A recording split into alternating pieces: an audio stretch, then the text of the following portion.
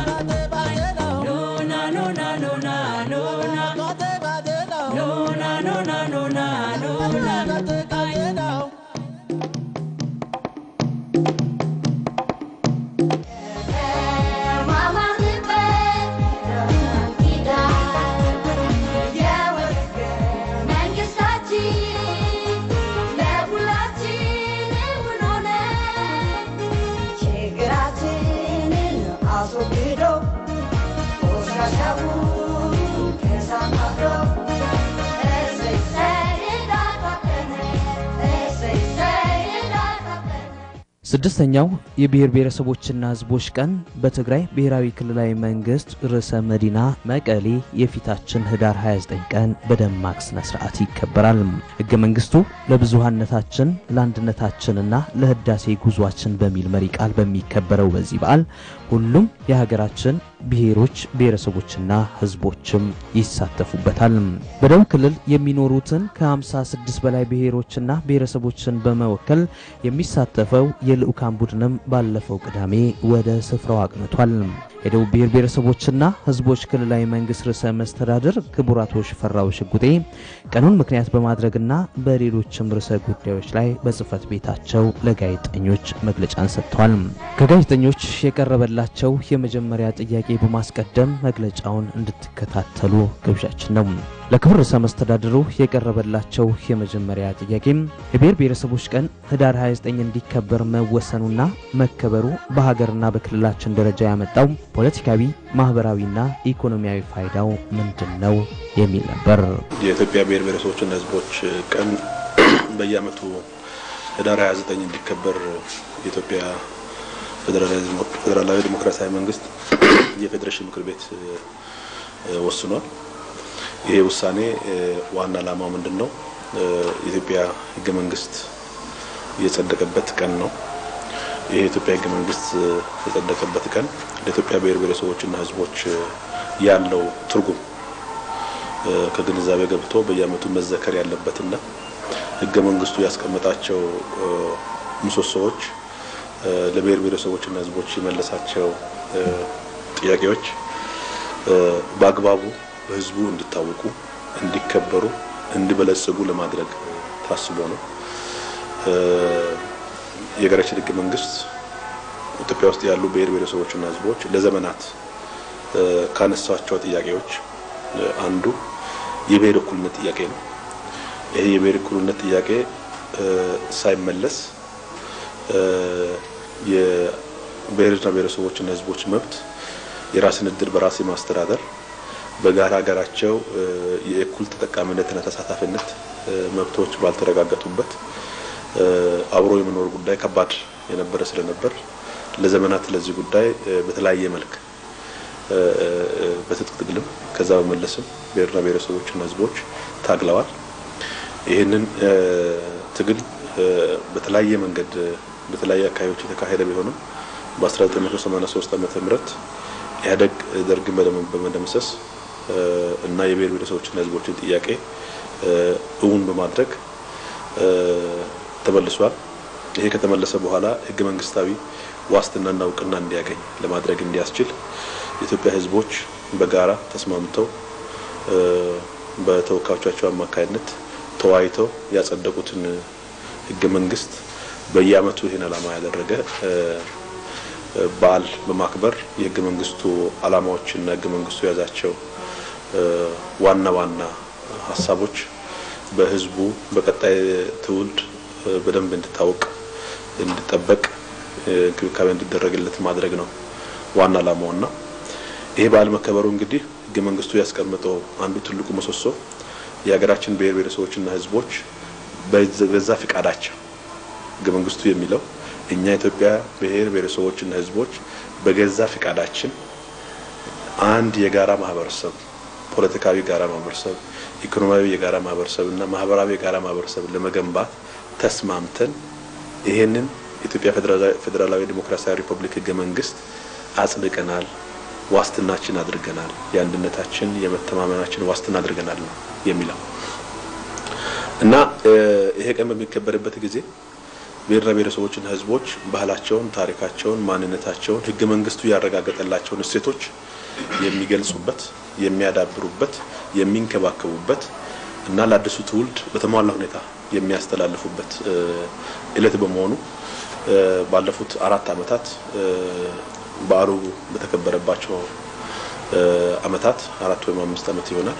የመጀመሪያው በዓል አዲስ አበባ ተከብሯል። ሁለተኛው በዓል እዚህ በክልላችን መዲና ተከብሯል። ሶስተኛው በዓል እንዲሁ አዲስ አበባ እና አዲስ አበባ 3 ጊዜ ተከብሯል።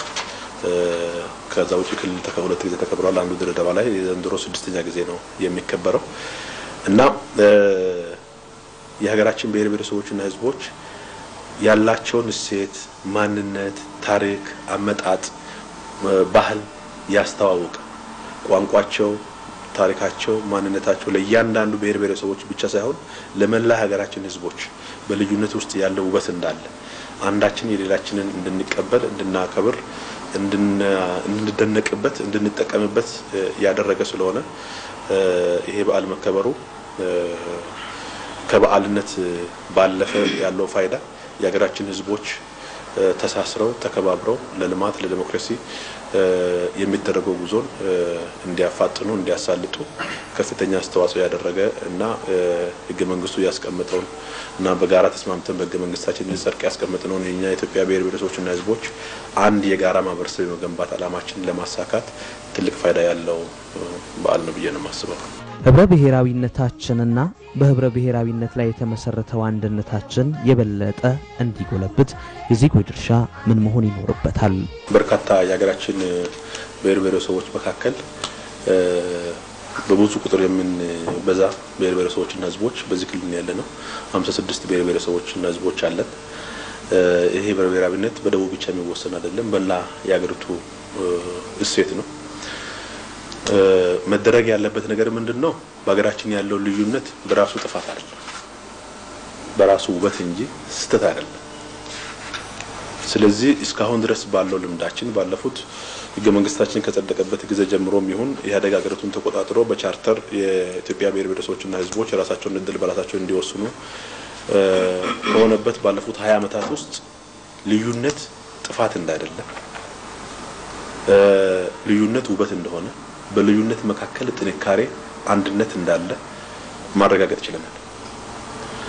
ይሄ ልዩነት በብሔር ብሔረሰቦች በቋንቋዎች ብቻ አይደለም። በአኗኗር ልዩነት አለ፣ በአርብቶ አደርና በአርሶ አደር መካከል ልዩነት አለ፣ በከተማና በገጠር መካከል ልዩነት አለ፣ በሃይማኖቶች መካከል ልዩነት አለ። እነዚህ ልዩነቶች በሙሉ ግን ተቻችለው ተባብረው እና ተደጋግፈው የሚችሉ እነዚህ ልዩነቶች በሚቻቻሉበት ጊዜ በሚከባበሩበት ጊዜ በውስጣቸው ያለው ውበት እንዴት ሊገለጥ እንደሚችል እና ይሄ ውበት ብቻ ሳይሆን ለእድገታችን ድህነትን ለማሸነፍ ለምናደርገው መረባረብ መሰረት ሊሆን እንደሚችል አረጋግጠናል። ስለዚህ ይሄ ህብረ ብሔራዊነትን በመናስብበት ጊዜ ህብረ ብሔራዊነታችንን ለልማታችን፣ ለዲሞክራሲያዊ ስርዓት ግንባታችን፣ ለፌደራላዊ ስርዓታችን መጠናከርና መጎልበት መሰረት አድርገን በመቻቻል ላይ ተመሰረተ፣ በግልጽ ተሳትፎ ላይ ተመሰረተ፣ በእኩል ተሳትፎና ተጠቃሚነት ላይ ተመሰረተ አንድነት የመገንባት ኃላፊነት ነው የሚጠበቀው። ስለዚህ የክልላችን ብሔር ብሔረሰቦችና ህዝቦችም እስካሁን ድረስ በጋራ ተቻችለው ተዋደው ተፈቃቅረው በኖሩበት መልክ ያላቸውን ጠንካራ መስተጋብር እና የጋራ እሴት ባጎለበቱበት መልክ ወደፊትም ይሄንኑ በማጠናከር ለሀገራችን